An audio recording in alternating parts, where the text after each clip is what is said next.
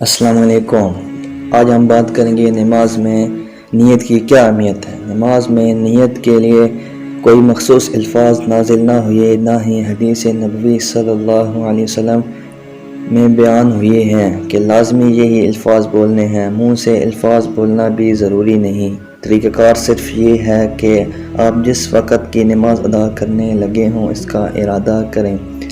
نیت دل کے ارادے کا نام ہے، یعنی آپ کے دل میں ہونا چاہیے کہ آپ کون سی نماز ادا کرنے لگے ہیں، کتنی رکعت، فرض، واجب، سنت، مقتدی ہے یا امام، آپ کا منہ قبلہ رخ ہے یا نہیں۔ یہ تمام باتیں منہ سے کہہ دیں تو مستحب ہے، نہ بھی کہیں تو نماز ہو جاتی ہے۔ جس زبان کا بھی ہو وہ الفاظ میں یہ باتیں دل میں رکھتا ہو تاکہ وہ ہوش میں ہو، اسے معلوم ہو کہ وہ کیا کرنے لگا ہے۔ ایسا نہیں ہونا چاہیے کہ آپ نماز تو ادا کر لیں لیکن آپ کو معلوم بھی نہ ہو کہ کون سی نماز ادا کرنی ہے۔